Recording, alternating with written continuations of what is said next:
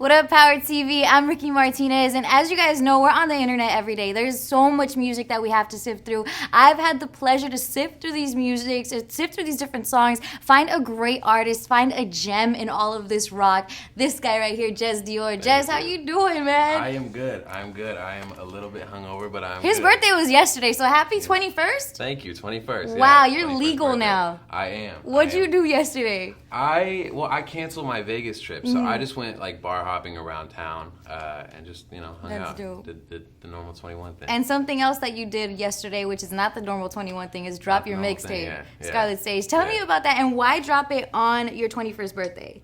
I mean, it's a big day. It's an important day, you know what I mean? So I felt that it was fitting, and I felt that it was right to put it out on that day. But Scarlet Sage is like a compilation of work that me and my producer Danny Score have been working on for like the last 2 years, and it's really like stuff that I've been putting together for 20 years of my life. It's emotions that I've been going through for my whole life. So it's my debut, and I'm excited to have it out. Very great debut, and I know a lot of ears are going to be open to it. I'm really glad to have you in here.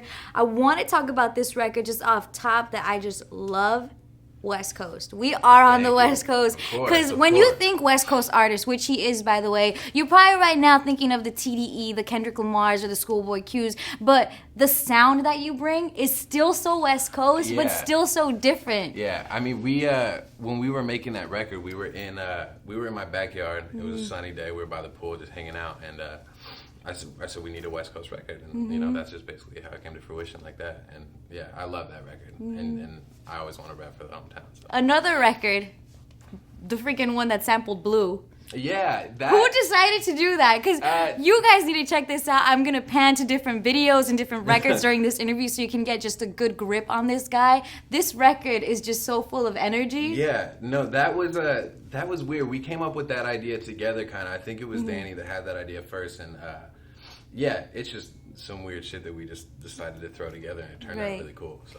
And for those that don't really know your sound, I would kind of describe it as you're very lyrically enhanced. Thank you. Yet you still have that creativity of kind of like rock, and you can still mix different vibes. Now, your family, it is inherited music by you. How does the influence of Steve Dior, your father, what does that have on your music? Well, I grew up listening to music constantly, always, of course, being around him.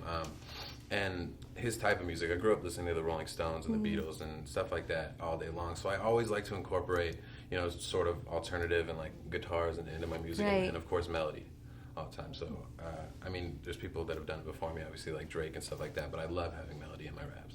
And I just feel like with this project, you kind of just went like this and then just spilled all of your heart out, because there's struggles in it, there's heartbreak in it, there's happiness in it, there's well-rounded. Was that hard for you? Because to know that this is the project that people are going to first listen to you, and you kind of just have to give it your all. Yeah, I mean, like I said, it's literally the first my first real solo project that I've put out within the first 20 years of my life. So it's emotions that have been building up for a long time. Whether they be happy or sad or whatever. It's, I definitely put my heart on my sleeve with it. And how much input do you have on the actual videos? Because by far, beyond your music, the visuals that you give us for these videos, amazing. Thank you. That's hugely important for me. I definitely have a fair amount of input with all the videos that we've put out so far, and I will continue to do so. Right. Yeah. Now, music going, let's think future now, because you just dropped this mixtape. It's getting a lot of buzz online, but what do you see yourself doing now? Like, what do you see yourself doing beyond the Scarlet Sage? Just staying focused with the music. I don't want to get into too much other stuff. My mind is straightforward and going forward with my producer and making more music. That's the most important thing for me. If you could describe your sound, because I have my own feel for it and I enjoy it, but if you could describe your sound to people that haven't been able to hear it, how would you describe that? Just eclectic. We definitely have something for everybody. We try to add elements of EDM music in there, which is like new and different for me, and then we definitely have like a darker rock alternative side, and then we have like West Coast for people who just love hip hop. Shouts out Tupac. Any song that shouts out Tupac, I love it already. So shout out to that West Coast record. Tupac, Dom, dude. Nipsey. Gotta show love. You do listen to that then too, because we are out here. That is our culture as well. Of course. Yeah. So much love to those. Yeah, I really think that vibe that when you kicked it off with the My Type of Party reference, right, I right. enjoyed that. Like, I'm Yeah, telling you, that was my that's favorite, for cruising sure. music. If you have a chance to download West Coast off of, just download the mixtape, man. Scarlet Sage, your fans are crazy. They hit me up They're on awesome. Twitter. I know, Once they I started, know. like, hitting you up, they're like, dude, please, Rikki, get him up there. Please get to know him Yeah. because you're a great spirit. You could see that through your social media. You could see that through you. your records, and your That's fans right. love you for a reason. Yeah, you no, know? they're definitely awesome. And I feel like the fan base that we're building right now are definitely a bunch of kids who are going to be there to stay. Right. They're not just there for the fat or whatever. They really genuinely seem like they're into the music. So That's it's good. awesome, man. Do you have anything to say to them? Because I know they're watching. I love them. I love them all. Shout out to all the fans. And where can we find you, Jez?